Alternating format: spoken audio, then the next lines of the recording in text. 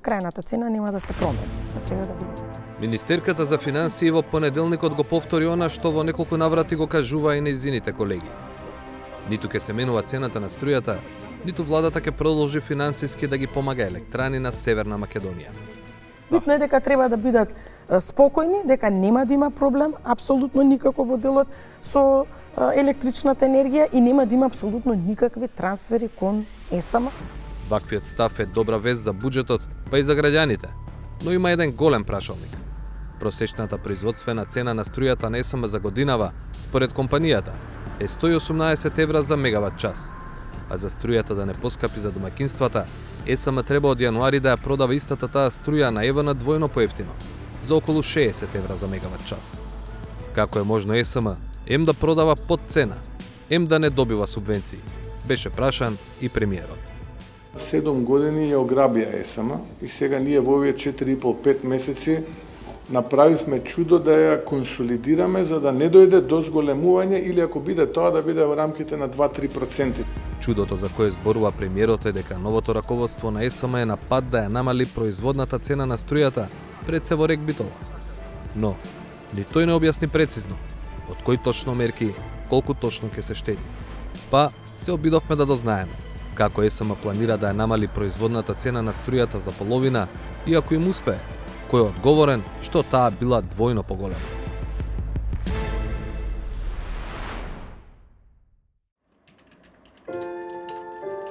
Годишен извештај за работата на АД Електрани на Северна Македонија за 2023 година. Тоа е целото име на документот кој, иако се однесува на ланското работење на државната енергетска компанија, е новост. Наместо, како што е вообичаено во мај или јуни, ЕСМ го обзнани завчера, на наше барање. А внатре, на страницата 78 пишува дека трошоците на компанијата лани биле околу 495 милиони евра, што е мало намалување споредено со 513 милиони евра, колку што биле трошоците во 2022 година.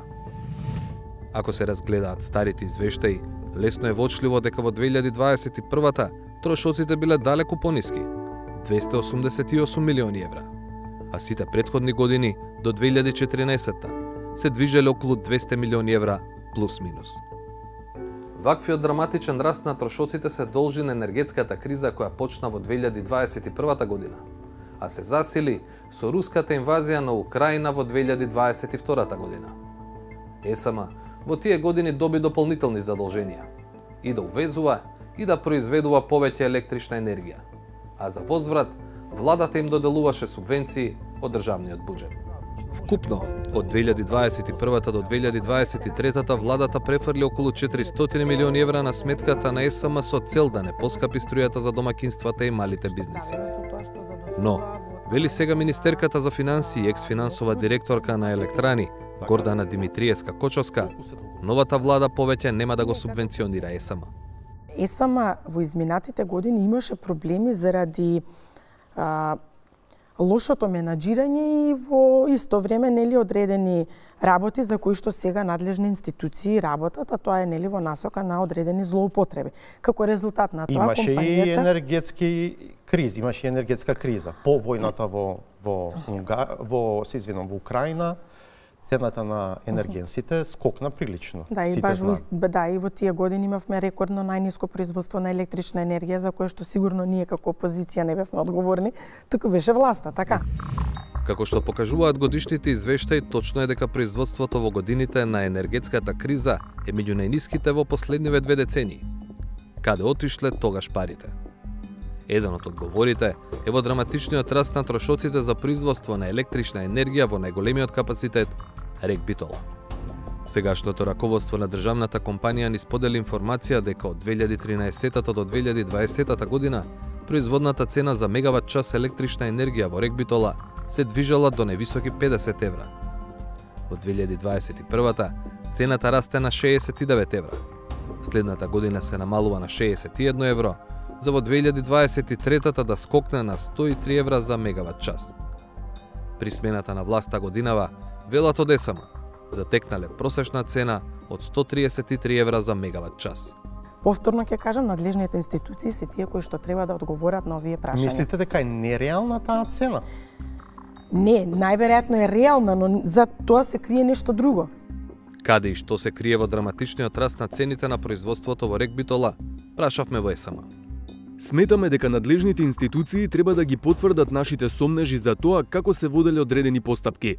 Дел од документацијата е предмет на ревизија, а дел веќе ја доставивме до МВР и до Управата за финансиска полиција, на нивно барање. Секој што се огрешил пред законот треба да одговара. Од компанијата во оваа фаза не излегоа со повеќе детали. Како и каде точно сметаат дека се направени злоупотреби или пак се работело недомаќински. А без директен одговор, само посредно можевме да извлечеме заклучоци. Еден аспект што го споменуваат и од ЕСМ и владините представници е квалитетот на јагленот, кој во последниве 3 години електрани почнаа и да го везуваат, наместо праксата целосно да се покрива од сопствен ископ. Убедени сме дека со употреба на квалитетен јаглен за термоблоковите во РЕК Битола со соодветна калорична вредност придонесуваме кон намалување на употребата на мазут, што како енергент го користиме за поддршка на термоблоковите, особено во случај на јаглен со пониска калорична вредност. Видете, кога станува збор за јагленот има два моменти. Првиот момент е количината која што ја испорачуваат да биде таа, значи да не се плаќа на фиктивно, и второ, да испорачаат јаглена не земја. Затоа што вие со одредено потрошено количество на јаглен треба да произведете одредено количество на струја. Сомнежите дека увезениот јаглен не бил со соодветен квалитет или дека се плаќало фиктивно, не можеме независно да ги потврдиме. Но дека увозот на јаглен сериозно влијал на трошоците на ЕСМ, а со тоа и на цената на струјата, покажуваат годишните извештаи. Во 2023 година за увоз на јаглен се потрошени 102 милиони евра плюс 28 милиони за мазут, со кој се прска јагленот кога тој е со ниска калорична вредност. Предходната, 2022 бил увезен јаглен за околу 44 милиони евра, а мазут за 26 милиони евра. Во 2021 бил увезен јаглен за околу 11 милиони евра и мазут за 14 милиони. До 2020 година воопшто не бил увезуван јаглен, а мазутот се користел 3 или повеќе пати помалку. Еден од клучните резултати од ваквиот пристап е следниот. За производство на 1 киловат-час енергија, во 2023 биле потребни 2,03 кг јаглен и 17,24 грама мазут. За споредба, во годините кога производната цена била ниска, например 2018-та, за 1 киловат-час се трошел 1,79 кг јаглен или 12% помалку од 2023-та и 5,19 грама мазут, што е 70% помалку споредено со 2023 година. Најверојатно и мајки ги овие бројки во предвид. Премиерот тврдеше дека може да се заштеди на повеќе фронтови. Во периодот јавноста ќе биде запознаена што све е правено. За помалку од 5 месеци, за 4,5 месеци да ја консолидирате на депонија, да имате околу 200 до 250 илјади тони јаглен, да имате околу половина милион тони јаглен кои што сте ги договориле по цена која што е наместо 63 да биде 43 евра по тон, да имате парче кое што е откриено од 1,5 милиони тони, ми дава да договорите цена на газ која што нема да биде берза плюс 11 евра, туку ќе биде берза плюс 4 евра, а очекувам од јануари и тоа да поевтини. И кога ќе се соберат фактите дека РЕК Битола купувала и трошела се повеќе јаглен и мазут, а производството било горе-долу исто како претходните години, се поставува прашањето. Каде се потрошени десетиците милиони евра годишно кои се даваат на приватни фирми за ископ и транспорт на сопствен јаглен? Извештаите покажуваат дека се ископувал јаглен. Но, од 2016 до 2019 година, годишно били ископувани околу 5 милиони тони јаглен. Од 2020 до 2022 таа бројка паѓа на околу 4,5 милиони тони. Во 2023 ископот паѓа дополнително на 3,9 милиони тони. Па, бидејќи немало доволно домашен, морало да се увезува јаглен од странство за кој лани се платени 102 милиони евра. И додека сите овие бројки упатуваат на неефикасно работење, па и на сомнежи за злоупотреби, не треба да се заборават неколку олеснителни околности. РЕК Битола старее, а со тоа станува се поскапо и потешко производството на електрична енергија. А и јагленот не е обновлив ресурс. Го има се помалку во домашните рудници и до него се доаѓа со ископ на се повеќе јаловина. И покрај се, Министерката уверена дека новиот менаџмент може да го врати комбинатот на многу поевтино производство. Премиерот на дневна основа ги контролира овие работи, јас на него му верувам многу, а од каде го темелам тоа што работев со него и знам. Уверени дека ќе можат да понудат цена која нема да ја поскапи струјата за домаќинствата, а при тоа да не трпат загуби, се и раководните структури на ЕСМ.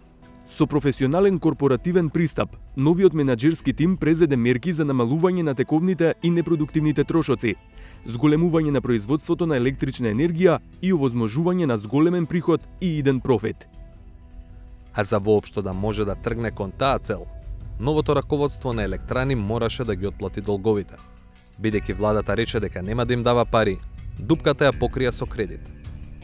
За 360 степени, од ЕСМ велат дека позајмиле 82 милиони евра, преку така наречен синдициран кредит, кој го одобриле 4 банки: Стопанска банка Скопје, Комерцијална банка, Халк банка и Унибанка. Кредитот е со рок на отплата од 10 години, со 2 години грејс период.